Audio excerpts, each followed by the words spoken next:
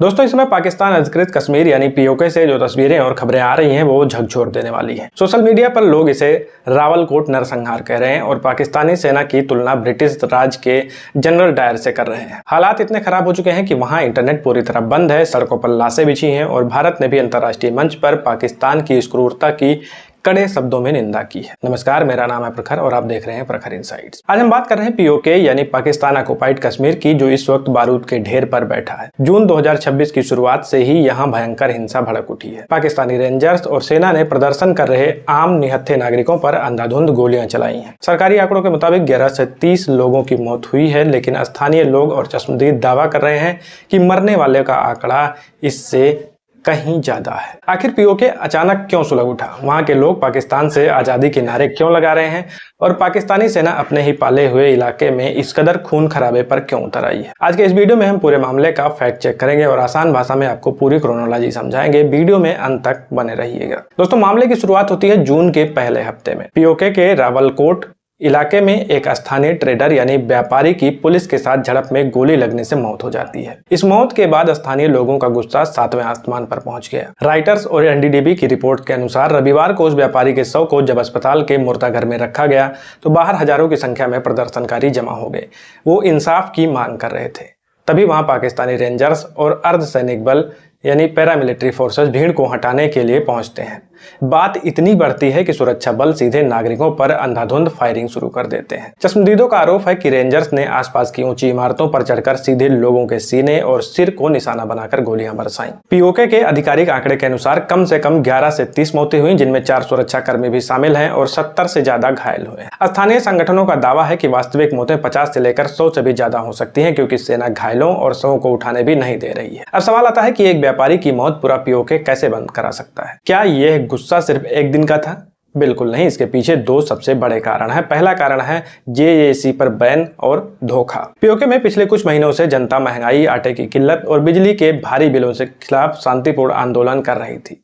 इस आंदोलन का नेतृत्व कर रहा था जम्मू कश्मीर ज्वाइंट अवामी एक्शन कमेटी यानी जेएसी। अक्टूबर 2025 में पाकिस्तानी सरकार ने इनके साथ एक 32 पॉइंट मुजफ्फराबाद समझौता किया था, जिसमें सस्ती बिजली और राशन देने का वादा था। लेकिन CNN न्यूज 18 की रिपोर्ट के मुताबिक पाकिस्तान सरकार अपने वादे से मुकर गई और जून 2026 की शुरुआत में इस नागरिक संगठन यानी जेएसी को ही आतंकी कनेक्शन का झूठा आरोप लगाकर बैन कर दिया गया। इससे जनता का सब्र टूट गया। इसका दूसरा सबसे बड़ा कारण है 12 सीटों का नया कानून। अल जजीरा और ईटीवी न्यूज की रिपोर्ट्स के मुताबिक विवाद की एक और बड़ी वजह पाकिस्तान का एक नया कानून है।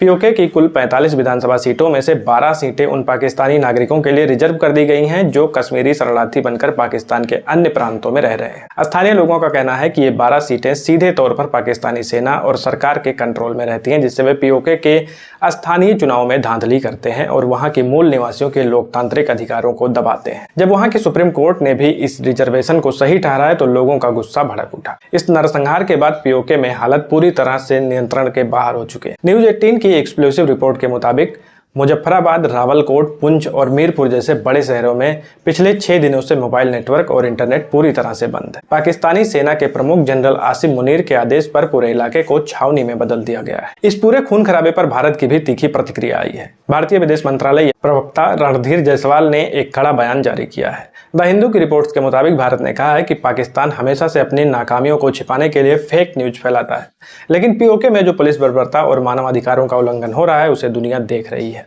अंतर्राष्ट्रीय समुदाय को पाकिस्तान को उसकी इस क्रूरता के लिए जिम्मेदार ठहराना चाहिए।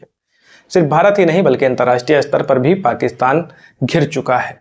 इंडिया टुडे की रिपोर्ट्स के अनुसार ब्रिटेन में रहने वाले कश्मीरी प्रवासियों ने ब्रेडफोर्ड में पाकिस्तानी दूतावास के बाहर भारी प्रदर्शन किया। यही नहीं, ब्रिटेन के करीब 30 सांसदों ने अपनी सरकार को पत्र लिखकर पीओके में हो रहे इस गंभीर मानवाधिकार उल्लंघन पर तुरंत दखल देने की मांग की है। तो दोस्तों, फैक्ट बिल्कुल साफ है। पाकिस्तान जो दुनिया के सामने कश्मीरी राग अलापता है, आज उसी के अवैध कब्जे वाले कश्मीर यानी पीओके के लोग बुनियादी हक, आटे, बिजली और लोकतंत्र के लिए पाकिस्तानी सेना की गोलियां खा रहे हैं।